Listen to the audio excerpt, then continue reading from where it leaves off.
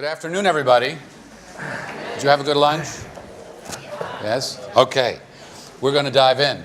I'm not sure I've ever been introduced as a good guy before. It's not a bad thing. You know, if you're from the media and you can be introduced as a good guy, you're kind of bucking trends. So we're going to talk here a lot about the future of business, the future of markets, the future of marketing.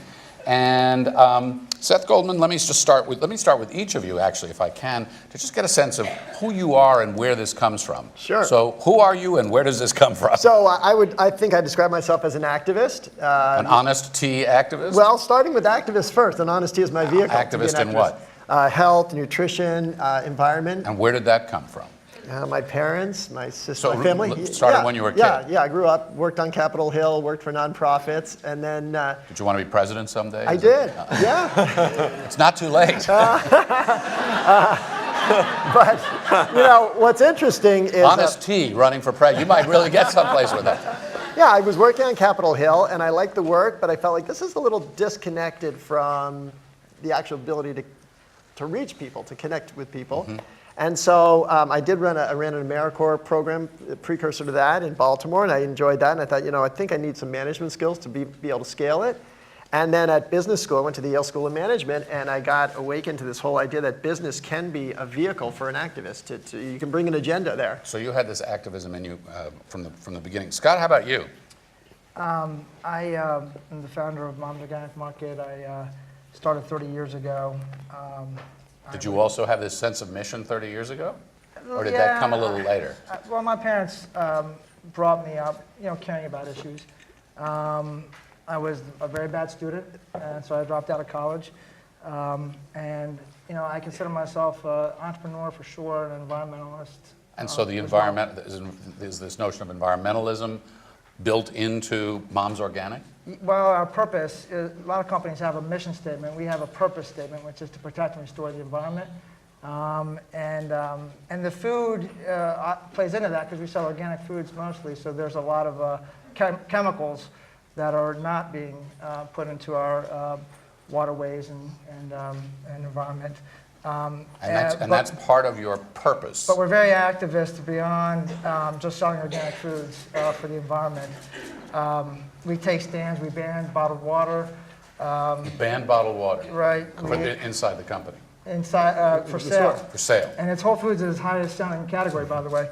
And we... I heard that. Yeah, and because to me that industry is a scam. I think there's a lot of industries that are scams, like coal and chemical farming.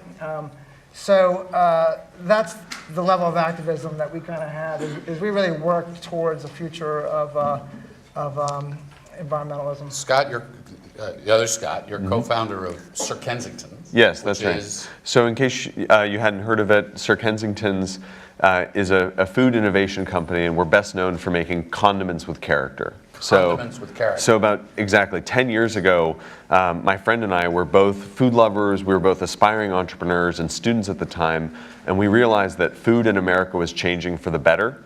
So every aisle of the supermarket was evolving, but condiments, and specifically ketchup, had totally been left behind. Ketchup was still like 1812 or... Yeah, it was like really kind of this 1950s gooey, it was more of an industrial product than a food product. And we said, you know, could we make ketchup from real food with, you know... Like tomatoes? Like tomatoes, right? And no high fructose corn syrup. And it's actually kind of very funny how those things come full circle. But that actually tasted like ketchup. So where does all this come from in you? Do you share this sort of DNA? Well, I'm not quite an activist, and I mean, I'm not quite an environmentalist in the way that you two are so authentically that. But I love to build things. I'm a storyteller in my DNA, and I realized, just like Seth, that businesses, in the fact that we have primarily an economically organized society, it is businesses that have an outside potential to make change in that society. And that can be change for good, and that can be change for bad if it's not done intentionally. What do you mean you're a storyteller, and why is that relevant to Sir Kensington? Well, if you want to change culture, it doesn't work to just change people's minds. You have to change people's hearts. And the quickest way to get to someone's heart, other than through food, is through a story. And storytelling and food are just wonderful bedfellows. They go hand in hand So do together. all your condiments come with Once Upon a Time or something? I mean, Well, Sir Kensington is a fictional character, and he represents our mission, which is to it's bring on your website. integrity and I charm. met Sir Kensington when I went to your website. Exactly. Yeah. So Sir Kensington is someone that represents our values and represents the character of who we are as people and as a company and of our community. So what we want to spend this half hour talking about really is how new markets, new consumers, new tastes are affecting what you're doing, what you're selling, how you're hiring, the whole thing. So let's start with that. How are young consumers changing the marketplace? And then we'll talk about how you're responding to that. But why don't you start us? Well, I think the headline is that basically everything that was sort of built on scale and volume and often cost, cheap cost, has lost its appeal. So people, especially new consumers, are saying, I don't have to choose. The one that boggles me, because when we were growing up, Wonder Bread was a thing. And it was a wonder how it stayed fresh for all that time.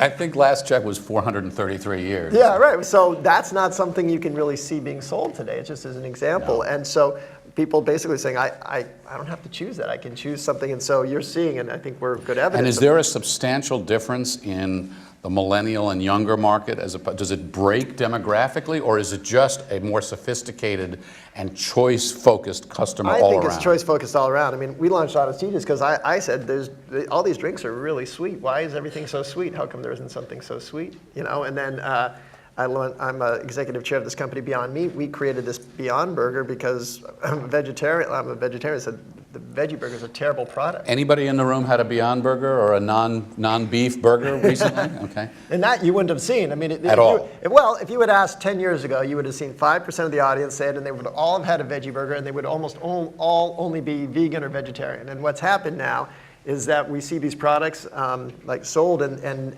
they're sold in the meat aisle as opposed to in the freezer section. So we're reaching 95% of the market They're sold in the meat aisle. Yeah, which is a real change. Scott Nash, how are young consumers and new consumers changing the marketplace from your perspective? Well, I think that, first of all, the path towards better food is a process. I think people don't go from eating like Doritos and Coke to kale and kombucha, without a process and a journey. So I think that younger people have gotten on that path already, whereas, I started my company in 1987. It was very fringe. I think that people want purpose in their lives and want to change the world for the better. And I think that people do that through their purchases. Has that driven your sales dramatically? Well, I'm very fortunate to be in the organic foods industry because, there's that hockey stick, and mom's goes right with the industry there. I keep thinking that maybe I'm not as smart as I think I am, and that I'm just lucky to be in this industry of growth. And so it's nice to see the awareness. Scott Norton, we've got two Scotts here. This is both easy and really confusing. But I have a daughter named Emily, and my son married a woman named Emily, so that's confusing. I'm used to this. So how are you seeing these, or translating these new behaviors?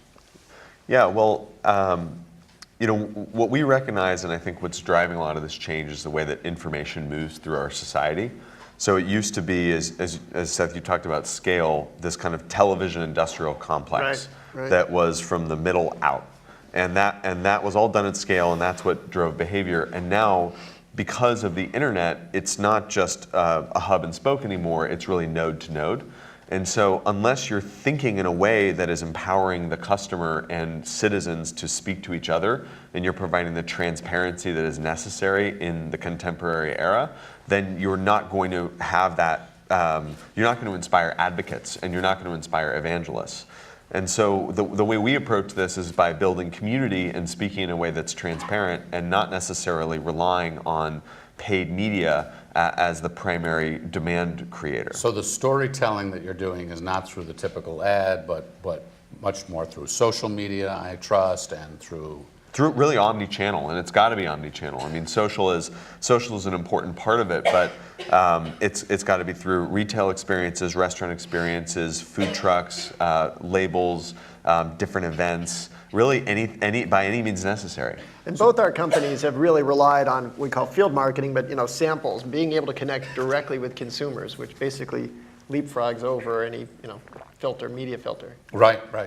So Danny mentioned this project that we've got, and some of you may be familiar with it, Planet Forward, where students tell their stories and food, energy, water, that kind of thing. A lot of food stories. And students across the country really are interested in wasted food, they're interested in packaging in food, they're interested in food deserts and all these things. So as businesses, how are you incorporating young people and these younger, very informed sensibilities about the food we eat into your businesses and business planning? Or are you? Go ahead. Yeah, I mean, for us, we've got to be transparent, right? We can't, and when you call yourself honest tea, you better be. So for us, we want to be able to show how our tea is sourced. So I was just in India this month and showing what it means to be fair trade, what it means to be organic, how the communities we support, the impact it has on them. And is this driven, this transparency or this level of transparency driven by younger consumers? It's just an expectation. But it's really, I think every consumer has the right to have that information, and it's we want to give it to them as they want to receive it. Scott? Either one? We engage a lot of influencers that are far younger than me. I mean, when I started, I felt like I was young. Now I feel like I'm really old. But I got a problem with that. But we've had interns and we've had partners of ours that are 19 years old with 100,000 Instagram followers, and that's the youth that is actually driving Taste and Food. So how do you incorporate that, right? So you've got a 19-year-old with 100,000 Instagram followers. What are you doing to tap into that network, and what are you hearing from that? So for instance, we have what we call the Kensington Collective, which is before a product goes on shelf and gets released to the public, we'll get their feedback on it. And they'll be part of the co-creation process. We host tasting parties in our office where people will taste 3 different versions of the same condiment before we finalized it blind so that we get that feedback. What's the difference in a taste test with a room full of 20-somethings versus a room full of 50-somethings? Honestly, probably not that much, but 20-somethings are going to buy a hell of a lot more over their lifetimes. So you'll just listen to that. I'm really having trouble with this. All right, Scott, Nash? I think that there's so much information out there now. We don't do a lot of education in our stores. I had a customer the other day saying, I want to know how to prepare this vegetable. And I thought to myself, well, Google it. Because so there's all this information. We're in, I think, like a golden age of food. To me, it's almost gotten a little hyped and like attached to status in some ways. So I just think of the millennial. I mean, they're plugged into caring more than I think people my generation were. But the food thing is just, since the movie Ratatouille, the Food Network, farmers markets, the local food movement. I mean, they're just so. I feel like this thing is just continues to traject upwards, and it doesn't really. My goal is to. We do things like we say organic equals GMO free, because there's a lot of confusion. There's so much information out there that people come in demanding, like, where's your GMO free stuff? I want it labeled. Where is it? I'm like, well, just buy organic. So there is so much information out there that it does create confusion. So that's kind of more what we do, is we try to offer clarity where there's confusion, but we don't promote food really that Although, much. just to push back for just a second, there would be plenty of people who say you are promoting confusion because GMO, many people will say GMO is not, is organic. It is. It can, right? No, GMO, you can't have any GMO. I know that, but there are people who say that Right. the science is not. They're wrong. I mean, it's just, factually, you. Organic is non-GMO. Yeah.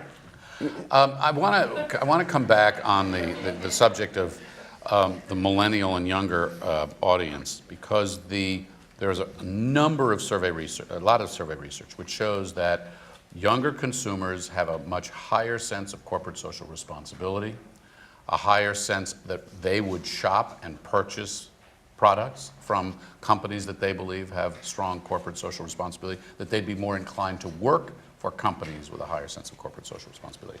So back to the other question about how you're incorporating younger people into your businesses. This sensibility, is this something that you're consciously incorporating, and how?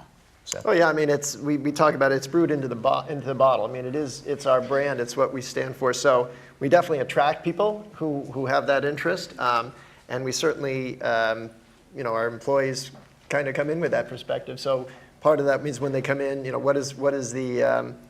how does the office look and feel? What is the exercise or fitness programs that we offer as employers? And we really seek to emulate what's in the bottle and the way we treated people. Scott? I don't know if millennials are activists because of millennials or activists because they're young. I was once on a panel, and they went right down, and they said, what are you doing to get the millennial shopper? And everybody had very elaborate answers. And they got to me, and I said, nothing. And here's why. Because there's so much focus on the millennial and as a generation, but I wish there was more focus on just the age of a millennial, because every generation has that age. So I don't focus on the millennial because as a grocer, I mean, it's different with these guys, but as a grocer, they're not coming into my store to shop. They'll come into my store to shop when they have a kid, maybe when they get married, when they just get more domestic, and they bring they get their calorie from inside their kitchens rather than out at fast casual restaurants and such. So I don't know if the millennial is any different than any generation other than they just have a lot of information. Yeah. So you could, I think, I hear you saying that you consider your business more a psychographic than a demographic. Right. Absolutely. Our targeted customer has always been pretty much people with kids living at home. And our basket average is high. We just opened a store in downtown Philadelphia, and there's a lot of millennials there, and our basket average is half Really? of what it is at other stores. Our customer count is up. But that just goes to show that millennials, I started an organic food company, and I got my way through college pretty much eating pizza and beer. So Not so much organic there. no, yeah. Scott? Yeah, well, I think we lead with our mission and values when it comes to our product, when it comes to our culture, and I think that having values-driven customers, millennials, Gen Z, and psychographically millennial-minded, as you'd call them, progressive consumers, gives you more and more business permission to lead with purpose and to lead with values. And so that's really how it's enabled us. So let's talk about that, what this being a values-based company means, and how that's distinct from another kind of company. How do you declare it? How do you market it? Does it drive a different? Does your bottom line look different than anybody else's bottom line because you're values-based? Yeah, sure. So for us, so mission around health, nutrition, and economic opportunity. So for health, lower calories, and that every product we have is either 0 calorie or lower calorie. And sustainability and environment is around organics, and that's a third-party verified seal. And then economic opportunity is fair trade. So all of our teas are fair trade certified, where we're paying a portion of the sales back to the community to reinvest. And so what it means is our gross margins, it costs a little bit more, so our gross margins are a little bit thinner, but as a result, our marketing spend is less too. So you're not going to see us advertising on the Super Bowl, but the consumers who we have really love and share and adopt the product and spread it with friends, because that's sort of the bonus we get. Coca-Cola has what share in you? 100%. 100%. So does Coca-Cola, as the big corporation, give you a different amount of running room than other? As long as we deliver the profit. So they'll see our gross margin and say, well, that's not as much as this soda. And when we deliver a profit at the end, it's the bottom line that counts. And so as we can show growth, which you aren't seeing in soda, and then we can show profitability in the bottom line. But your profitability has to be the same as any other part of the company? Sure. So you're values-based in kind of your mission, Yeah. but you're still values-based in terms of the bottom line. It has to work. Well, that's what's so exciting about this is this works, and we made sure to create a model that works under the most rigorous business terms. But are we growing? Yes. And are we delivering profit? Yes. How about Sir Kensington's? Same thing? So we were acquired by Unilever last year, and the reason why we decided to sell the business to them was because we were values aligned. And You mean your values and Unilever values? Are exactly. And their strategy and their mission in terms of food is to make food that tastes good, does good, and doesn't cost the earth. And so they don't necessarily make soda or products in decline like that, but at the same time, we don't have the same economic profile of some of these billion-dollar brands.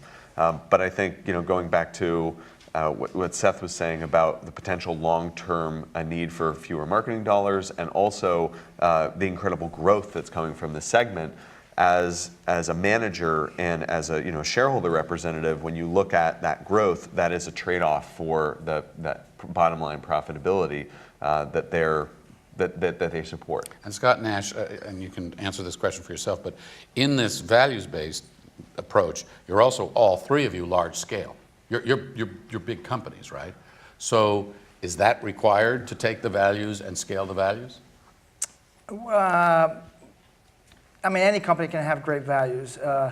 My thing is, a lot of people think big companies are bad. I just think bad companies are bad. And if a company is good, I hope it's big. Yeah. But you think you can be big and values-based? Absolutely.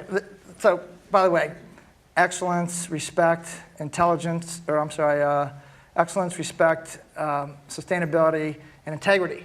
Those were the 4 values of Enron. Right. And for those of you too young to remember, there is no Enron anymore. So values have to be, they have to have meat and they have to be authentic. And by the way, the greatest companies on this planet, or at least in this country, I should say, are all led by progressive, values-based social change founders. You can go to Tesla, Starbucks, Costco, IKEA, Chipotle, and these have all complete, they've disrupted industries. Amazon, Google, Macintosh, all founded by progressive, values-based leaders. So you can definitely have values and scale up to a massive size. It's actually almost required. And I will say it's a win-win. I think a lot of CEOs and founders of companies are so short-sighted that they will, they're answering to a board or a stock price or whatever, and they say, well, we can't afford to ban bottled water because we'll lose those sales. But our brand gets so strong. It is truly, we get publicity for it. We had the bottled water industry coming out against us, and we share that. So there are things. A very strong brand takes a stand and builds a tribe, and you're not doing it right if you're not kind of pissing some people off. But you're leaders.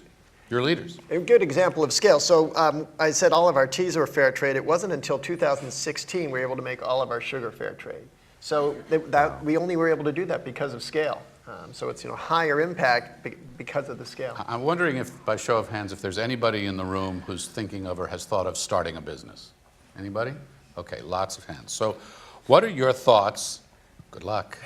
What are your thoughts for these folks who want to, for young entrepreneurs in particular, who are thinking of starting a business in the food space today? There's never been a more impactful, higher moment of opportunity in food than Really? this, right? Absolutely. Absolutely. Absolutely. It's like these big icebergs are starting to break. Well, that is happening, but it's in food.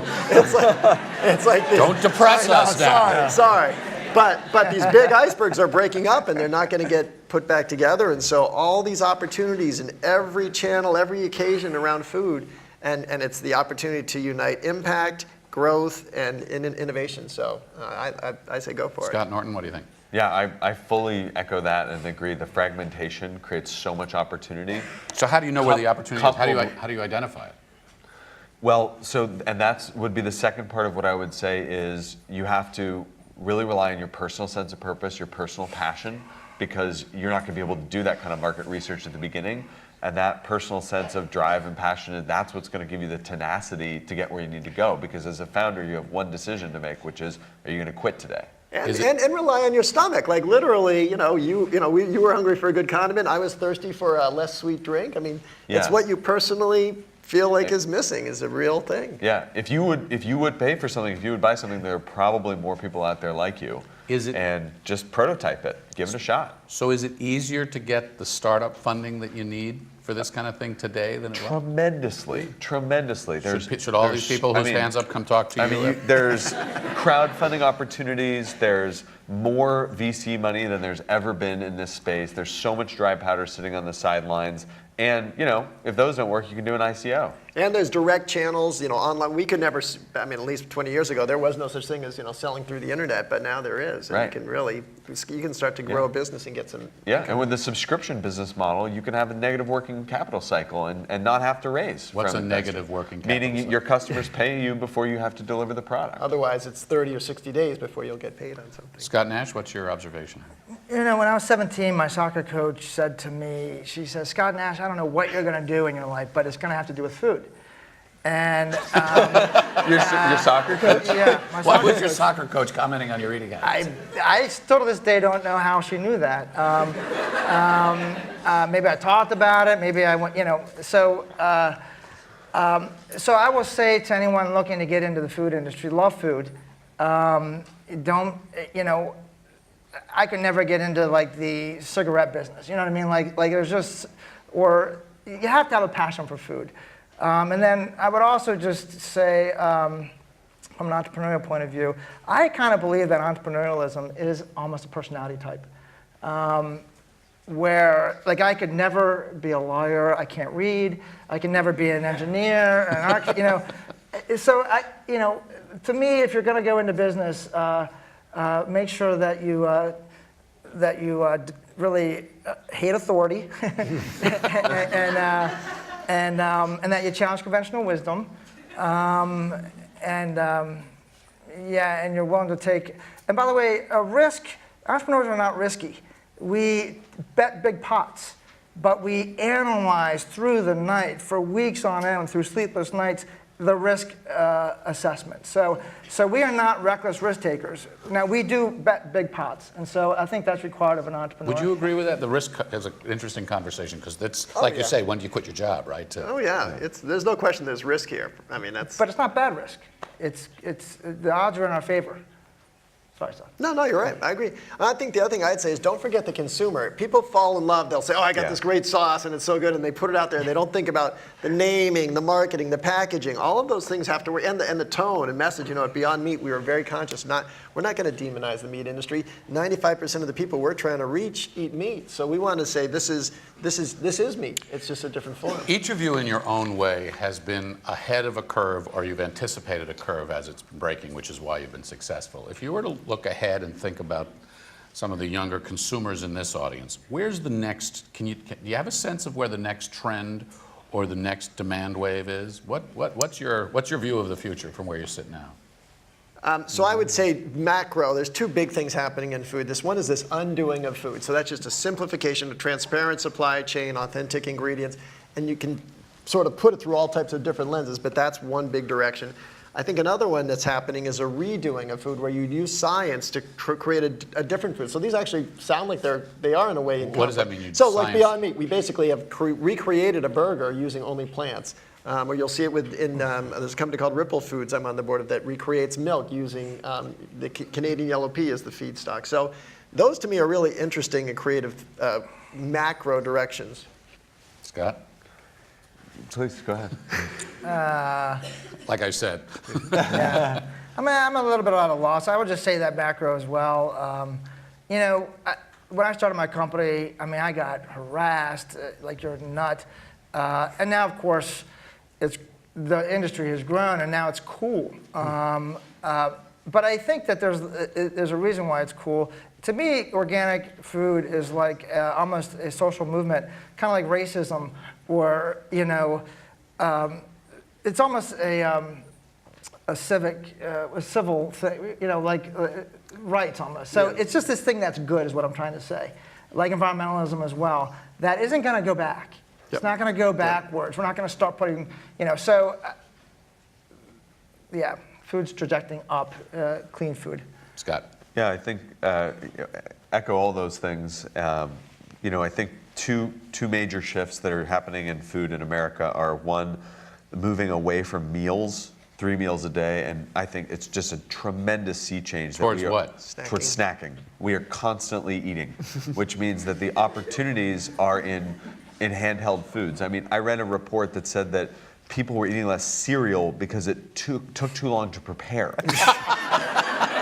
I was like, opening that box is the most annoying thing. But you compare that to taking, a bar and hopping on the train or in the car, one-handed food. It's really, really hard to Is this compete with healthier convenience. for us or unhealthier for us? Depends on what we're eating. Depends on quantity. I mean, an depends on apple is a handheld food. and I love the snack of an apple. I'm glad to hear that. Yeah. The other big difference is that I always say that when the second half of the 20th century, American mainstream food basically was like 4 colors of crayons in terms of flavors. And now with the rise of Asian food, Latin food, Mediterranean flavors, global flavors, we are now coloring with 128 crayons.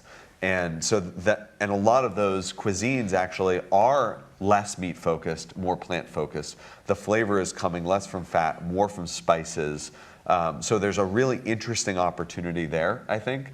And then finally, I think that the internet is also changing a lot of the way that what people look for in the function of food. Completely. And how you see food companies now being founded on the ability to reverse engineer Amazon search results.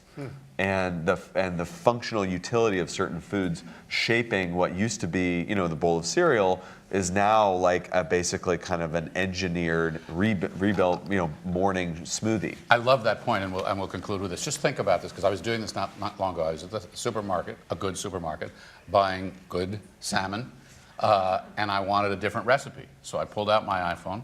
I found a recipe, and suddenly I was buying ingredients that I didn't have at home, that I hadn't bought before, that were all fresh, and it was amazing. Yeah. So you all should do that in the right kind of way. Last thing, favorite food? Do you have a favorite food? Oh, wow. Come back to me. Okay, favorite food? Or spice or herb? I can't live without berries. I love berries. Awesome. I got to go with the Beyond Burger, and I have to also. What a surprise! All right, and the ginger tea. Yeah. Scott, we're coming back to you. I love porchetta, I have to say. What? Porchetta, it's, I know there are probably a lot of vegetarians in the audience, but it's this delicious Italian dish, which is pork belly wrapped around pork loin with herbs, fennel, slow roasted. It's crispy. You slice it up, put it in sandwiches. All right. It's, I think, a contempt of vegetarian. I'm going to stick with cilantro. Thank you all very much, and we'll go back again.